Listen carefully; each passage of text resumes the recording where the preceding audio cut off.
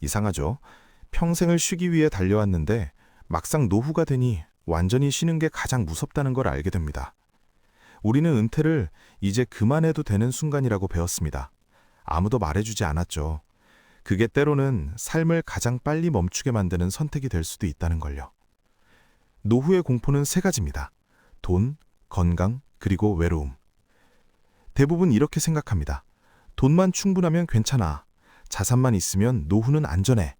하지만 현실은 조금 다릅니다. 통장 잔고는 사람을 밖으로 나오게 하진 못합니다. 퇴직금 3억, 국민연금 월 120만 원. 나쁘지 않은 조건이었습니다. 주변 사람들도 부러워했습니다. 37년간 성실하게 일한 대가였습니다. 은퇴 첫날, 아내가 미역국을 끓여줬습니다. 축하한다고, 이제 쉬라고요. 그날 저녁 나는 처음으로 내일이 두려웠습니다. 아침 7시에 눈이 떠졌습니다. 30년 넘게 그 시간에 일어났으니까요. 하지만 갈 곳이 없었습니다. 샤워를 하고 옷을 갈아입었지만 현관문 앞에서 멈췄습니다. 어디로 가야 하는지 몰랐습니다. 결국 다시 소파에 앉았습니다. TV를 켰습니다. 오전 프로그램을 보고 점심을 먹고 낮잠을 자고 저녁을 먹었습니다. 하루가 끝났습니다. 다음 날도 그 다음 날도 똑같았습니다. 석 달이 지났을 때 몸무게가 킬로그램 늘어 있었습니다. 혈압약을 먹기 시작했습니다. 아내는 걱정했지만 나는 괜찮다고 했습니다. 돈은 있으니까요. 연금도 나오고 퇴직금도 있으니까요. 문제 없다고 생각했습니다. 하지만 점점 말수가 줄었습니다. 친구들과의 약속도 귀찮아졌습니다.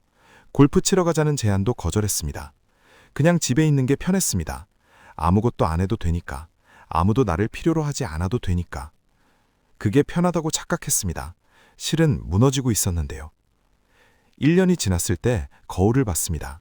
낯선 사람이 있었습니다. 10년은 늙어 보였고 눈빛은 흐려져 있었고 등은 굽어 있었습니다. 겨우 1년 만에. 그제야 깨달았습니다.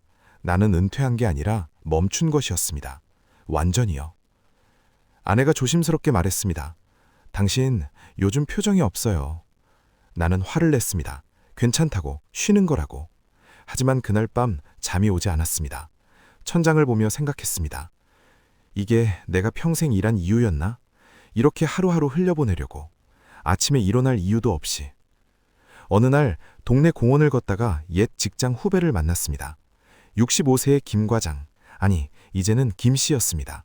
그는 밝았습니다. 활기가 넘쳤습니다. 나보다 3살이나 많은데 훨씬 젊어 보였습니다. 놀라서 물었습니다. 요즘 뭐해? 그가 웃으며 답했습니다. 편의점 알바요. 주 3일 하루 4시간. 순간 이상했습니다. 은퇴했으면 쉬어야 하는 거 아닌가? 그런데 왜 알바를 하나 싶었습니다. 그가 내 표정을 읽은지 말했습니다. 돈 때문은 아니에요. 그냥 나가는 게 좋더라고요. 그 말이 머릿속에 계속 맴돌았습니다. 며칠 뒤 그가 일하는 편의점을 찾아갔습니다. 오후 2시부터 6시까지 그는 진짜로 일하고 있었습니다. 손님을 응대하고 물건을 정리하고 커피를 내렸습니다. 쉬는 시간에 함께 커피를 마셨습니다. 한 달에 50만 원 정도 벌어요. 크진 않죠. 근데 중요한 건 그게 아니더라고요. 그가 창밖을 보며 말했습니다. 제가 여기 있으면 단골 손님들이 반겨요. 사장님 오늘도 오셨네요 하면서요. 누가 나를 기다린다는 게 생각보다 큰 힘이 되더라고요. 그 순간 알았습니다. 문제는 돈이 아니라 완전히 멈췄다는 거였습니다. 속도를 줄였어야 했다는 걸요. 집으로 돌아와 이력서를 썼습니다. 60대, 경력직, 파트타임 가능. 어색했고 부끄럽기도 했습니다. 그래도 보냈습니다. 일주일 뒤 작은 회계사무소에서 연락이 왔습니다. 주 3일, 오전 9시부터 오후 1시까지, 월급 80만 원. 젊을 때 받던 월급의 5분의 1도 안 됐습니다. 그래도 받아들였습니다. 첫 출근 날, 30년 만에 느껴보는 긴장감이었습니다. 어색했지만 나쁘지 않았습니다. 오히려 살아있다는 느낌이 들었습니다. 석 달이 지났습니다. 몸무게가 4kg 빠졌고 아침 7시에 일어나는 게 자연스러워졌습니다. 혈압도 정상으로 돌아왔습니다. 무엇보다 표정이 달라졌습니다. 아내가 말했습니다. 요즘 당신 예전 같아요. 월 80만 원, 연금 120만 원, 합쳐서 200만 원.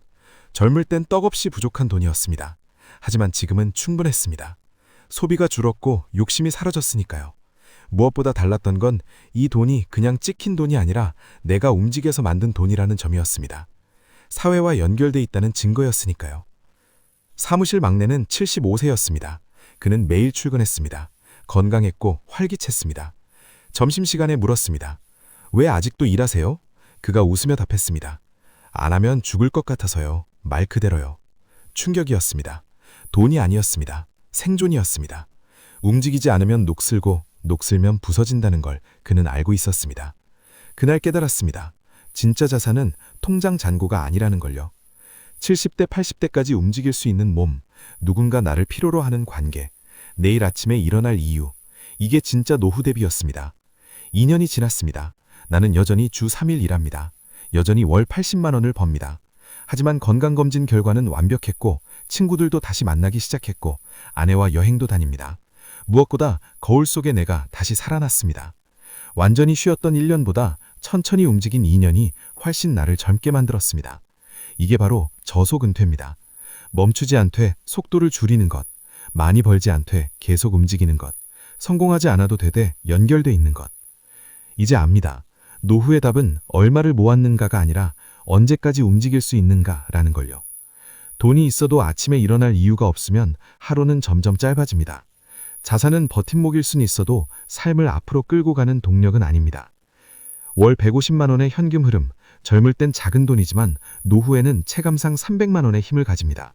그리고 더 중요한 건 이 돈을 버는 과정에서 얻는 것들입니다. 사회와 연결, 누군가 나를 필요로 한다는 감각, 내일도 일할 이유. 이것들이 건강을 지키고 외로움을 막고 결국 돈보다 더 오래 삶을 지탱해줍니다. 노후는 끝이 아닙니다. 속도를 바꾸는 구간입니다. 완전히 내려놓지 않는 삶. 그게 바로 저속은퇴입니다.